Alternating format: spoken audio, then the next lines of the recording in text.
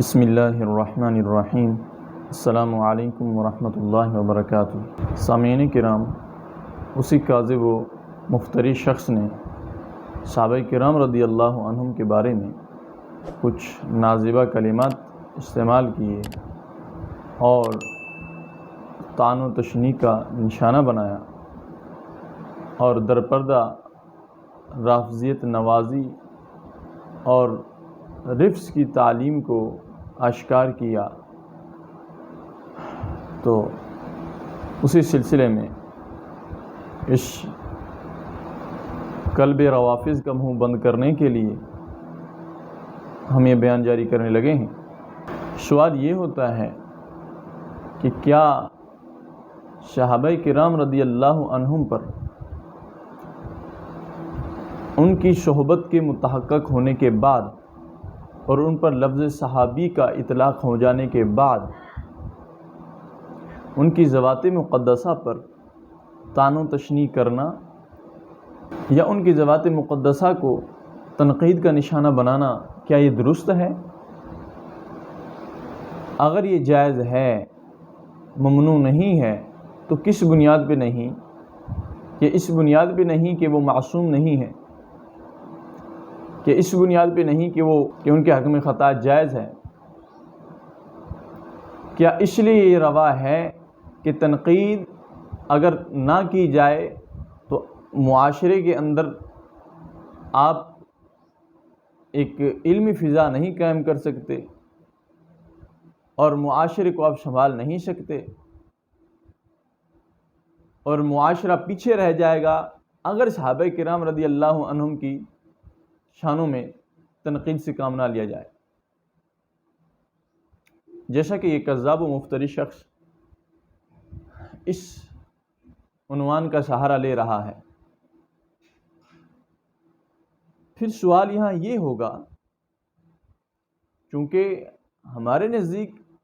صحابہ کرام رضی اللہ عنہم اور اہل بیت کرام رضی اللہ تعالی عنہم کی شانیں، ان کی عزت و عظمتیں، ان کی محبتیں لازم و ملزوم کے درجہ میں ہیں کہ ہم صحابہ سے محبت اہل بیت سے کٹ کے نہیں کرتے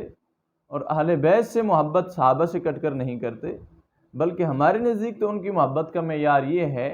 اور ان کی محبتیں زبان حال سے یہ کہتی ہیں کہ اگر کوئی صحابہ پر تنقید و تبرع کرے گا تو اسے صحابہ تک پہنچنے سے پہلے اہل بیت رسول صلی اللہ علیہ وسلم کی عزتوں کو پھلانگنا ہوگا، اور اگر کوئی اہل بیت رسول صلی اللہ علیہ وسلم کی عزتوں پہ حملہ کرے گا تو اس سے پہلے اسے صحابہ کرام رضی اللہ عنہم کی عزتوں کو پھلانگنا ہوگا۔ ہمارے ہاں ان کی محبت کا یہ معیار اور یہ درجہ ہے، یہ تقاضا ہے، مگر ان شخصوں نے، ان روافض نے، کلاب نار نے محض اہل بیت کی محبت کو ہی معیار ایمان سمجھ لیا اور صحابہ کرام کی ہرزہ سرائی، ان کی ذوات مقدسہ پر طعن و تشنیع کو یہ تقاضا ایمان سمجھ لیا ہے، تو انہیں کوئی پرواہ نہیں۔ مگر اہل سنت ایک معتدل مذہب ہے اور حق کو حق سمجھنے والا اور حق کو پہچان کر اس کی اطاعت کرنے والا مذہب ہے۔ اس وجہ سے ہمارے لیے تو یہ عقیدہ بنانا تو دور کی بات، ایسے الفاظ کو زبان پہ لانا بھی ایک بہت بڑی جسارت محسوس ہوتی ہے، گوشہ خیال میں لانا بھی ایسے الفاظ کا بہت بڑی جسارت محسوس کرتے ہیں ہم۔ مگر اب کہ جب صحابہ اہل بیت کی محبت ایک دوسرے کو لازم و ملزوم ہے، تو ہم صحابہ کرام رضی اللہ عنہم کی عزتوں پر اہل بیت کا سہارا اور اہل بیت کی عزتوں پر صحابہ کرام رضی اللہ عنہم کے سہارے سے دفاع کرتے ہیں، تو اسی بنیاد پر آج ہم یہ الزامی طور پر اس قلب روافض کو جواب دینے لگے ہیں کہ یہ شخص کہتا ہے صحابہ کرام رضی اللہ عنہم پر تنقید جائز ہے، درست ہے، کہ اگر تنقید نہ کی جائے گی تو معاشرے کے اندر علمی فضا کیسے قائم ہوگی، معاشرے کا ترقی کیسے نصیب ہوگی؟ اس واسطے کہ صحابہ کرام کوئی معصوم نہیں ہے، ایسے نہیں ہے کہ جن سے خطا ممکن نہ ہو، ایسے نہیں ہے کہ جن کو قرآن کریم میں جن کا ذکر آ گیا ہو کہ صحابہ، لفظ صحابہ کوئی مقدس لفظ نہیں ہے۔ تو ہم الزاماً یہ سوال کرتے ہیں آل رسول مقدس لفظ ہے، اس پہ کیا دلیل ہے؟ کیونکہ جو شخص یہ دلیل دے رہا ہے کہ صحابہ کا لفظ تو قرآن میں ہے ہی نہیں، قرآن کے اندر تو صاحب ہی کا لفظ ہے، اصحاب کا لفظ ہے، اور وہ بھی اصحاب مدین، اور وہ بھی اصحاب الاخدود، اصحاب النار، ایسے الفاظ سے ذکر کیا گیا۔ لفظ صحابہ قرآن میں نہیں ہے، لہذا لفظ صحابہ کوئی ایسا مقدس لفظ نہیں ہے کہ اگر اس کے بارے میں کوئی غلط بات کر دی جائے اور غلط تنقید کر دی جائے تو اس سے کوئی انسان کافر ہو جاتا ہو۔ تو ہم بھی سوال کرتے ہیں کہ قرآن کریم میں آل رسول کا لفظ کہیں نہیں ہے، اہل بیت رسول کا لفظ کہیں نہیں ہے، آل نبی کا لفظ کہیں نہیں ہے، اولاد نبی کا لفظ کہیں نہیں ہے، اور وہاں تو صرف آل بیت کا لفظ ہے۔ تو ہم بھی یہ پوچھتے ہیں کہ قرآن کے اندر آل رسول کا لفظ کہیں نہیں، آل نبی کا لفظ کہیں نہیں ہے، اور پھر یہ کوئی ایسا لفظ مقدس نہیں ہے کہ اگر اس کی شان لفظ آل میں توہین کر دی جائے اور آل کے بارے میں کچھ حرض سرائی کر دی جائے نعوذ باللہ تو اس سے کوئی توہین لازم آتی ہو۔ یہ کوئی ایسا مقدس لفظ نہیں، کیوں کہ لفظ آل تو فرعون کے لیے بولا گیا، آل فرعون۔ تو اسی طرح اہل بیت بھی کوئی مقدس لفظ نہیں ہے، کیونکہ قرآن کریم میں اہل کتاب کا لفظ آیا ہے، لہذا نہ آل رسول کوئی مقدس لفظ ٹھہرا، نہ ہی اہل البیت کوئی مقدس لفظ ٹھہرا، کہ یہ الفاظ تو فرعون اور کتابی کافروں کے لیے بھی استعمال کیے گئے۔ کیا آپ سمجھتے ہیں کہ یہ استدلال درست ہے؟ ہرگز نہیں۔ سوال یہ ہے کہ اس خبیث کو استدلال کرنا کیوں روا ہو گیا؟ یہاں اگر ہم یہ استدلال کرتے ہیں کہ لفظ آل رسول کوئی مقدس لفظ نہیں ہے، آل بیت کوئی مقدس لفظ نہیں ہے، اور جب مقدس لفظ نہیں ہے تو آل بیت کے لحاظ سے اگر کوئی تنقید کر دے تو وہ درست ہونی چاہیے، کیونکہ اگر تنقید چھوڑ دی جائے گی تو اصلاح معاشرہ کیسے ہوگی؟ تنقید تو ایک مثبت چیز ہے، پازیٹیو پہلو ہے، اگر تنقید نہ رہی تو علمی فضا کیسے قائم ہوگی؟ وہی جواب کہ جو جواب وہ دے رہا ہے، جو دلائل وہ دے رہا ہے صحابہ کرام رضی اللہ عنہ کی توہین اور تنقید کے معاملہ میں، اگر وہی دلائل ہم یہاں اہل بیت رسول کے معاملہ میں قائم کر دیں تو نہ جانے کیا سے کیا ہو جائیں، نعوذ باللہ من ذالک۔ تو سوال یہ ہے کہ صحابہ کرام رضی اللہ عنہم جب معصوم نہیں ہیں، صرف محفوظ ہیں اور ان سے خطا ممکن ہے، تو محض اس کے خطا کے امکان کے سبب ان پہ تنقید کرنا جائز سمجھا جائے اور تنقید کو کچھ ان کی شان میں توہینی پہلو سے نہ دیکھا جائے، تو سوال یہ ہے کہ ہمارے نزدیک تو اہل بیت رسول بھی معصوم نہیں، وہ بھی تو محفوظ عن الخطا ہیں، اور محفوظ عن الخطا سے خطا ممکن ہوتی ہے۔ جب خطا ممکن ہے تو اگر صحابہ کرام رضی اللہ عنہم کی شانوں میں خطا کے امکان کے سبب تنقید کرنا درست و روا ہوگا تو آل بیت رسول کی شان میں بھی تنقید کرنا درست اور روا ہونا چاہیے، نعوذ باللہ من ذالک، کیونکہ تنقید تو ایک مثبت پہلو ہے، یہ کوئی توہین والا کلمہ نہیں ہے۔ مگر یہاں آ کے روافض کی شہرک پھول جائے گی، یہاں آ کر اس کی زبان کتے کی طرح باہر نکل آئے گی۔ کیا صحابہ کرام رضی اللہ عنہم کی عزتیں اتنی ارزاں ہیں کہ ان کی شان میں کوئی بکواسات کرے، ہرجہ سرائیاں کرے اور اہل ایمان اف تک نہ کریں؟ ایسا نہیں ہو سکتا۔ اب یہ شخص کہتا ہے کہ رسول اللہ صلی اللہ علیہ وسلم نے فرمایا کہ فی اصحابی 12 منافقہ، کہ میرے صحابہ میں 12 منافق ہیں۔ تو اس سے استدلال کر رہا ہے کہ صحابہ کے اندر منافق تھے، نعوذ باللہ من ذالک۔ یہ لفظ صحابہ کا عمومی معنی نہیں لینا چاہیے، صحابہ کی تعریف آپ کو درست کرنی ہوگی۔ تو اولاً ہم اس کا جواب دیتے ہیں کہ یہاں اگلی ہی روایت، اس سے اگلی ہی روایت کے اندر ہے ان فی امتی 12 منافقہ، کہ میری امت میں 12 منافق ہیں، میری امت میں۔ اور اس فی اصحابی کے لفظ کے اندر جو فی کا متعلق ہے، وہ جو امام نووی رحمہ اللہ نے اس کی توجیہ بیان کی، کہتے ہیں معناہ الذین ینسبون الی صحبتی، کہ جو لوگ میری صحبت کی طرف منسوب ہوتے ہیں ان لوگوں میں 12 لوگ منافق ہیں۔ اور ایسا تھا کہ منافقین اپنے آپ کو صحابی رسول شو کرتے تھے، اپنے آپ کو صحابی رسول شمار کرتے تھے، لیکن اس کے باوجود منافق تھے۔ تو ان کا نفاق تو تب ظاہر ہوا کہ جب اللہ رب العزت نے ان کے نفاق کی اعلانیہ خبر دینے کی اجازت دے دی، اور ان کے نفاق کو ظاہر کرنا رسول اللہ صلی اللہ علیہ وسلم کے لیے وہ لازم قرار دے دیا۔ اس سے قبل تو اپنے آپ کو صحابی گردانتے تھے، اور ہر خاص و عام ان کو صحابی سمجھتا تھا۔ تو ان کے نفاق کے ظاہر ہونے سے پہلے وہ اپنے آپ کو صحابی گردانتے تھے، اور ہر شخص انہیں صحابی مانتا تھا۔ لیکن جب ان کا نفاق ظاہر ہو گیا تو انہیں منافق کہا جانے لگا۔ تو یہاں پر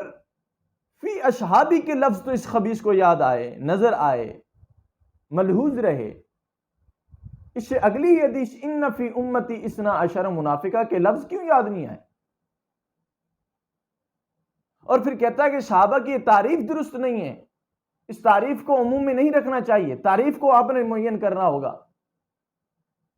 اور جو صحابہ کی یہ تعریف کرتے ہیں وہ علم سے ناشنا ہے، نابلد ہیں۔ ہم کہتے ہیں ارے وہ گدھا الذی بدال کی بدن شغت البخارا، صحابہ کی تعریف تو نے پڑھی ہے؟ علی صحابہ کے اندر ابن حجر رحمہ اللہ نے فتح المغیث کے اندر تمام کتب معتبرہ اصول حدیث کی ہوں یا علم کلام کی ہوں جن کے اندر صحابی کی تعریف کی گئی ہے، وہ یہ کی گئی ہے کہ الصحابی من لقی النبی صلی اللہ علیہ وآلہ وسلم مؤمنا بہ ومات علی الاسلام، کہ صحابی وہ ہے کہ جس نے رسول اللہ صلی اللہ علیہ وسلم سے ایمان کی حالت میں ملاقات کی، آپ کی زیارت کی، اور پھر اسلام پر ہی وفات پائی، تو وہ صحابی۔ یعنی دو پہلو ہیں، دو شرطیں ہیں صحابی ہونے کے لیے، ایک تو ایمان کی حالت میں رسول اللہ صلی اللہ علیہ وسلم سے ملاقات، اور پھر دوسرے ایمان کی حالت میں ہی وفات، ایمان کی حالت میں ہی موت۔ تو منافقوں کو کیسے صحابی کو شمار کرے گا کہ ان کے اندر محض ملاقات تو تھی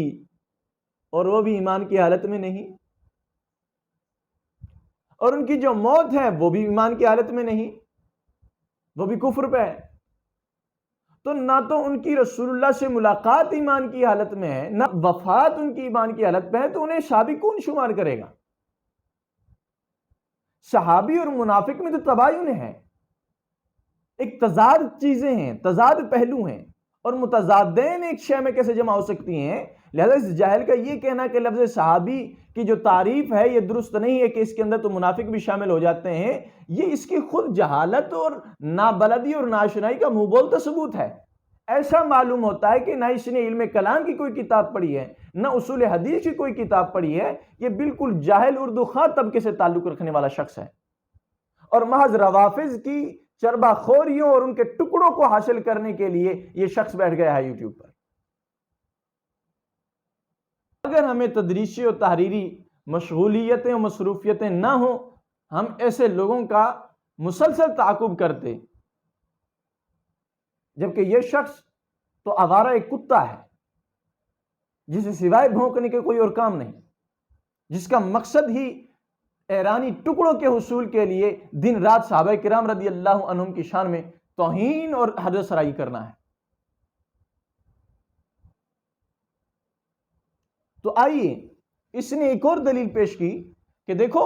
صحابہ کوئی مقدس لفظ نہیں ہے اور صحابہ سے خطا ممکن ہے، بلکہ صحابہ نے تو ایک دوسرے کو گالیاں دی ہیں۔ حضرت خالد بن ولید نے صحابہ کو گالی دی تو رسول اللہ نے فرمایا لا تسبوا اصحابی۔ تو حضرت رسول اللہ صلی اللہ علیہ وسلم نے خالد بن ولید میں اور صحابہ میں فرق کیا ہے۔ خالد بن ولید رضی اللہ عنہ ہیں، وہ صحابی میں نہیں ہے داخل، کہ رسول اللہ نے ان میں اور صحابہ میں فرق کیا۔ یہ نتیجہ اس نے نکالنے کی کوشش کی ہے۔ تو ہم ان سے پوچھتے ہیں، مسلم شریف کے اندر کتاب الجہاد والسیر کے اندر باب حکم الفے کے تحت امام مسلم نے ایک روایت نقل کی اور ایک سے زیادہ مرتبہ نقل کی کہ سیدنا علی اور سیدنا عباس رضی اللہ عنہما کے درمیان مناقشہ ہوا، منازعات ہوئی، تو حضرت سیدنا امیر المومنین عمر فاروق رضی اللہ عنہ کی بارگاہ میں آئے اور ایک دوسرے کا شکوہ شکایت کرنے لگے، اور سیدنا عباس رضی اللہ عنہ کے جو الفاظ ہیں وہ الفاظ یہ ہیں کہ یا امیر المؤمنین اقض بینی و بین ھذا الکاذب الآثم الغادر الخائن، کہ امیر المومنین عمر فاروق رضی اللہ عنہ میرے درمیان اور اس کاذب جھوٹے غادر غدار خائن خیانت کرنے والے آثم گنہگار کے درمیان فیصلہ کیجیے۔ تو سیدنا عباس سیدنا علی کو غدار بھی کہہ رہے ہیں، اور ایک روایت میں ھذا ظالم کے لفظ ہیں کاذب کی جگہ، ظالم بھی کہہ رہے ہیں، خائن بھی کہہ رہے ہیں، آثم گنہگار بھی کہہ رہے ہیں۔ تو اگر یہاں سے کوئی یہ دلیل بنا لے کہ اہل بیت سے بھی خطا ممکن ہے بلکہ واقع ہے اور انہوں نے ایک دوسرے کو گالیاں دی ہیں، دیکھو نا حضرت سیدنا عباس اہل بیت میں شامل، لیکن حضرت علی کو کیا کہہ رہے ہیں؟ ظالم، خائن، غدار، کاذب، آثم۔ تو سوال یہ ہے کہ تمہارے مذہب کے اندر تو اہل بیت معصوم ہیں، اور معصوم وہ ہوتا ہے کہ جس سے گناہ کا صدور تو کجا امکان بھی نہیں ہوتا، محال ہوتا ہے جس سے گناہ کا صدور۔ تو یہاں تو حضرت سیدنا عباس سیدنا علی کو گالی دے رہے ہیں، اگر ان نے گالی دی ہے تو کیا اب وہ اہل بیت سے خارج ہو گئے؟ اور اگر وہ اہل بیت میں شامل ہیں اور معصوم ہیں تو معصوم جو بولتا ہے وہ سچ بولتا ہے، جھوٹ نہیں بولتا، تو اس کی بنا پر کیا حضرت علی واقعی غدار تھے، خیانت کرنے والے تھے، گنہگار تھے، ظلم کرنے والے ظالم تھے؟ سوال آپ سے ہے، جواب آپ نے دینا ہے۔ اگر سیدنا عباس سچے ہیں تو سیدنا علی ایسے ہیں، اور اگر سیدنا علی ایسے نہیں تو سیدنا عباس جھوٹے ہیں۔ اگر سیدنا عباس جھوٹے ہیں تو اہل بیت میں کیسے؟ کیونکہ اہل بیت تو معصوم، اور جو معصوم ہے وہ جھوٹ نہیں بولتا، اور جو جھوٹ بولے وہ معصوم نہیں رہتا، اور اگر معصوم نہیں ہے تو اہل بیت میں نہیں ہے۔ اب اگر اسی بنیاد پر کوئی یہ کہہ دیتا ہے کہ اہل بیت پہ تنقید کرنا کوئی غلط بات نہیں ہے بلکہ تو اصلاح معاشرہ کا ایک پہلو ہوگا، اور اگر اس کو چھوڑ دیا جائے تو اصلاح معاشرہ یہ ممکن نہ رہے گی، اور اس میں دلیل لائے کہ دیکھو نا حضرت عباس حضرت علی پر تنقید کر رہے ہیں اور انہیں گالی دے رہے ہیں، تنقید تو کجا گالی دے رہے ہیں۔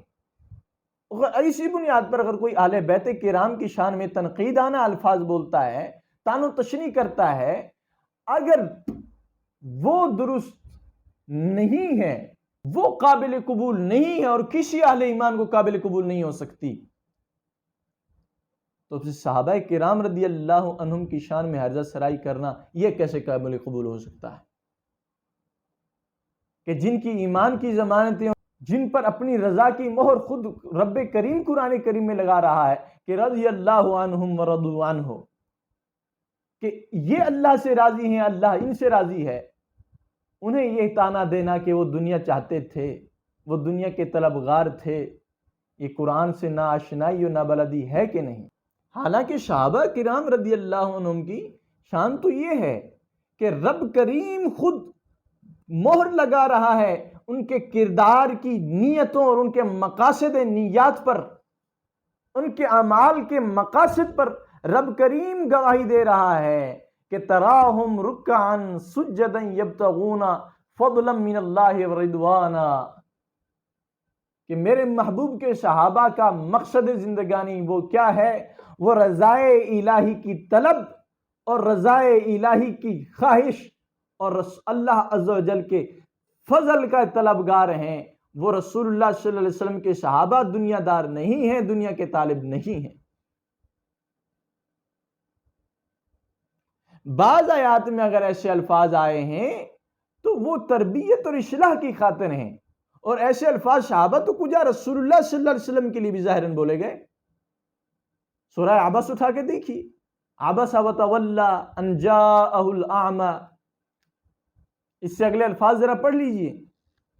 تو کیا نعوذ باللہ من ذالک، اگر قرآن کریم میں ایسے الفاظ آ جائیں ان بنیاد پر صحابہ کرام رضی اللہ عنہم کی شان میں حرجہ سرائی کرنا اور تنقید کرنا روا ہوگا،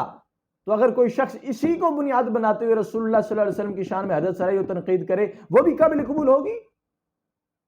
کیا وہ بھی روا سمجھ لی جائے گی؟ کیا مسلم شریف والی روایت کو اگر کوئی سند بناتے ہوئے، دلیل بناتے ہوئے سیدنا علی مرتضیٰ رضی اللہ عنہ کو ظالم کہے، باغی کہے، غادر کہے، خائن کہے، عاشم کہے، کیا قبول کر لیا جائے گا؟ اور اگر کوئی یہ کہے کہ لفظ اہل بیت کوئی مقدس لفظ نہیں ہے، سارے اہل بیت وہ جو ہے نا خطا سے محفوظ نہیں ہیں، بلکہ ان کے اندر کافر بھی تھے، ان کے اندر گمراہ بھی تھے، ان کے اندر ایمان سے خارج ہونے والے بھی تھے، اور دلیل کے طور پہ کہے کہ دیکھو ابو طالب جس طرح حضرت عباس اہل بیت میں شمار ہو رہے ہیں قرابت رسول کے سبب، تو ابو طالب بھی تو ظاہراً اہل بیت میں شمار ہونے چاہیے، لیکن وہ اس کے باوجود کافر تھے۔ دلیل کیا لاتا ہے؟ بخاری شریف کی حدیث کہ آخر وقت تک رسول اللہ صلی اللہ علیہ وسلم نے کلمہ پڑھانے کی کوشش کی،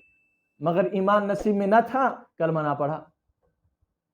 اگر اس کو بنیاد بناتے ہوئے کوئی یہ کہے کہ سارے اہل بیت بھی کوئی مقدس نہیں ہے، اسی طرح کوئی دوسرا شخص دلیل بناتا ہے کہ زید بن علی جو فرقہ زیدیہ کا بانی ہے وہ اہل بیت میں نہیں ہے، رسول اللہ صلی اللہ علیہ وسلم کی اہل بیت سے اس نے ایک جدا نظریہ اختیار کر لیا تھا، تو اہل بیت سے اعتقادات میں مباہر ہو چکا تھا کہ خود حضرت امام جعفر رضی اللہ عنہ کی اس پر تنقیدات موجود ہیں، اس سے قتال اور جنگ و جدل موجود ہے۔ اگر اس بنیاد پہ یہ کہہ دیا جائے کہ سارے اہل بیت بھی معصوم نہیں ہے، سارے اہل بیت بھی کوئی مقدس نہیں ہے، تو اگر اہل بیت کی شان کے اندر کوئی تنقید کر دی جائے تو کوئی یہ محال بات نہیں ہے، کوئی غلط بات نہیں ہے، بلکہ اگر تنقید نہ کی جائے تو اصلاح کیسے ہوگی؟